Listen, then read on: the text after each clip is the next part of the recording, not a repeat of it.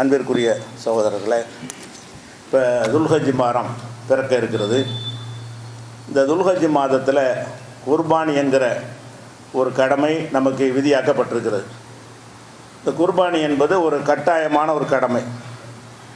ரசூல் ஸல்லல்லாஹு அலைஹி வஸல்லம் அவர்கள் ரொம்ப வலியுறுத்தியிருக்கிறார்கள். எந்தளவுக்கு வலியுறுத்தியிருக்கிறாங்கன்னா, சில பேர் பெருநாத்துளைக்கு முன்னாடி அறுத்துருவாங்க.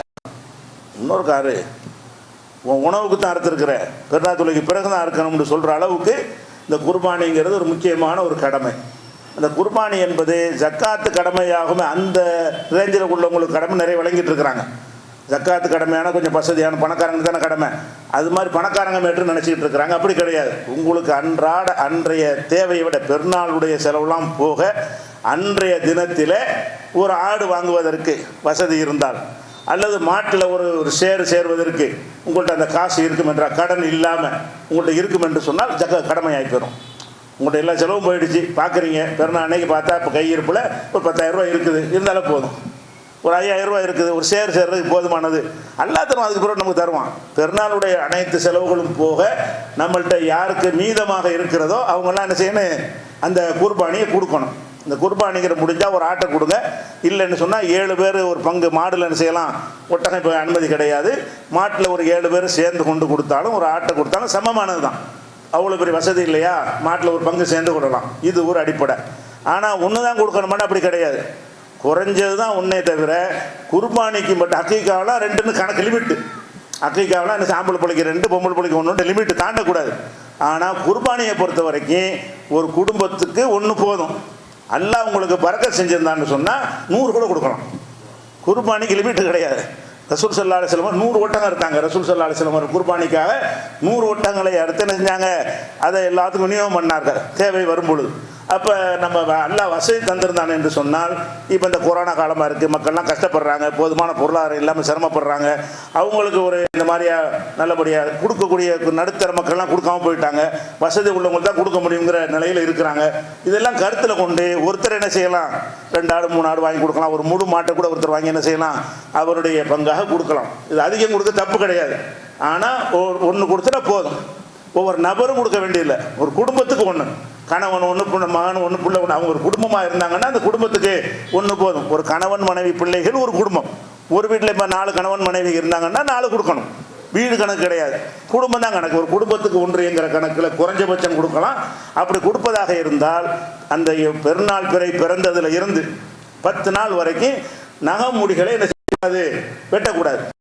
ஒரு பெருநாள் குர்பானி கொடுத்துற வரைக்கும் 10 நாளைக்கு வரைக்கும் என்ன செய்யக்கூடாது, நான் பிறக்கிறதுக்கு முன்னாடி நாளைக்கு பிறந்துற வாய்ப்பு இருக்கிறதுனால நீங்கள் குர்பானி கொடுக்குற முடிவு எடுத்துட்டீங்கன்னு சொன்னால், முடிவு எடுத்து அப்போ வாங்கினது நாளைக்கு கூட கிடையாது, வாங்கலாம். 10 நாள் 5 நாள் கழிச்சு நீங்கள் வாங்கலாம்.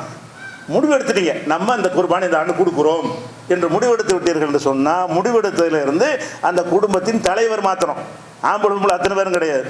இந்த குடும்பத்தில் யார் கொடுக்க போறீங்க அவர்கள் அந்த குர்பானி கொடுக்குற வரைக்கும் என்ன செய்யக்கூடாது, நகம் வெட்டக்கூடாது. முடி தாடி மிஷத்தை கத்தரிக்கிறது, முடி வெட்டுறது, அதெல்லாம் அந்த பெருநாள் அன்னைக்கு பிறகு தான் கொடுக்கணும், செய்யணும். அந்த குர்பானி என்பதை பெருநாள் தினத்தில் தான் கொடுக்கணும். பெருநாள் தினத்திலையும் அந்த தொழுகைக்கு பிறகு தான் கொடுக்கணும். சுப தொழுதல் கொடுத்துட முடியாது. பெருநாள் தொழுகையை தொழுது முடித்த பிறகு முன்னாடி அறுத்தவருக்கு தான் ரசூலுல்லாஹ் கண்டிக்கிறாங்க. நீ முன்னாடி அறுத்தா செல்லாது, இன்னொன்று அறு என்று கேட்கிறார்கள். அதனால பெருநாள் தொழுகை, பெருநாள் குர்பானி என்பது பெருநாள் தொழுகைக்கு பின்னாடி கொடுக்கணும். அந்த பெருநாள் தினத்தில் தினம் இது வரைக்கும் நமக்கு மார்க்கத்தில் மகரிப் வரைக்கும் தான். ஒரு நாள் என்பது இஸ்லாத்தில் என்ன கணக்கு, மகரிப்பான அடுத்த நாள் ஆயிரும்ல. இந்த பெருநாள் கொண்டாடிட்டோம், அசரு லொஹர் வரைக்கும் மகரிப் வரைக்கும் நமக்கு அந்த நாள் இருக்குது. எப்போ சூரியன் மறைஞ்சிருச்சோ மறுநாள் ஆயிரும். மறுநாள் கொடுக்க முடியாது. மகரிப்புக்குள்ளே என்ன செய்யணும், அந்த குர்பானியை கொடுத்துடணும். விநியோகம் பண்ணுற முன்னப்பின் ஆனால் கூட மகரிப்புக்குள்ளே அறுத்துடணும். அறுத்தா கொடுத்தாச்சு. பங்கு வைக்கிறது முன்னப்பின என்ன செய்யலாம், ஆகலாம். ரசூல் ஸல்லல்லாஹு அலைஹி வஸல்லம் ஆரம்ப காலத்தில் நினைச்சாங்கன்னா, அது இறைச்சி தேவைகள் ஏற்படும் பொழுது நீங்கள் சேமித்து வைக்கக்கூடாது, 3 நாளைக்கு மேலே உத்தரவு போட்டாங்க. மதீனாவுக்கு வந்த புதுசு, எல்லாம் கஷ்டம், எல்லோரும் வறுமை. ஒரு ஆடு ஒரு 10ல் ஒரு ஆள் கூட குர்பானி கொடுக்க மாட்டார். மக்களுக்கு இறைச்சி தேவை இருந்துச்சு. அதனால் என்ன செஞ்சாங்கன்னா, நீங்கள் குர்பானி கொடுத்தீர்கள் என்று சொன்னால் 3 நாளைக்கு வைக்கக்கூடாது அப்படிங்கும் என்ன செய்வாங்க, நிறைய கொடுக்க ஆரம்பிச்சிட்டாங்க. பிறகு நிறைய குர்பானி கொடுக்க ஆரம்பித்த பிறகு ரசூல் அந்த தடையை வாபஸ் வாங்கிட்டாங்க. எவ்வளோ நாளைக்குன்னு வச்சுக்கிறங்க, மாத கணக்கில் கூட உப்பு கொண்ட மூடு சேர்த்து வச்சுக்கிறங்கன்ட்டாங்க. அப்போ அந்த தேவை இருக்கும்போது தடை போடுறாங்கல்ல. மக்களுக்கு தேவை இருக்குது, நிறைய பேர் கொடுக்குறவங்க கம்மியாக இருக்கிறாங்க.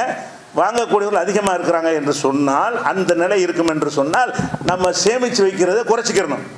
நம்மளே உப்பு கொண்டம் போட்டு காலமெல்லாம் தின்றாலும் குற்றம் கிடையாது. நம்ம பார்க்கணும் காலம் எப்படி இருக்குது, நிறைய மக்கள் தேவை இருக்குது, கிடைக்க மாட்டேங்குது, பறக்கத்தா கிடைக்குதா, அம்புட்டையும் நீங்கள் அடுத்து என்ன செய்யலாம், நீங்களே வச்சுக்கலாம். 3 பங்கு வச்சு ஒன்று கொடுக்கணும் அப்படின்லாம் மார்க்கத்தில் கிடையாது. இவங்களா சொல்லி கொடுறது. மார்க்கத்தில் அப்படி சொல்ல, குர்ஆன்ல ஹதீஸில் அந்த இத்தனை பங்கு வைக்கணும்லாம் சொல்லப்படலை. விரும்பினால் அவ்வளவே நீங்கள் வைத்துக் கொள்ளலாம். அறுக்கிறதா நோக்கம். அல்லாஹ் பண்ணீங்களா, அதுதான் மேட்ரு. அதில் அறுத்த பிறகு என்ன செய்யலாம்னா, விரும்பினோம் என்று சொன்னால் பரக்கத்தா கொடுக்கலாம். நெருக்கடியான கட்டமாக இருக்குது, மக்களுக்கு இறைச்சி தேவை இருக்கிறது, கொடுக்குறவங்க குறைவாக இருக்காங்கன்னு சொன்னால் நீங்கள் சேர்த்து வைக்காதீங்க.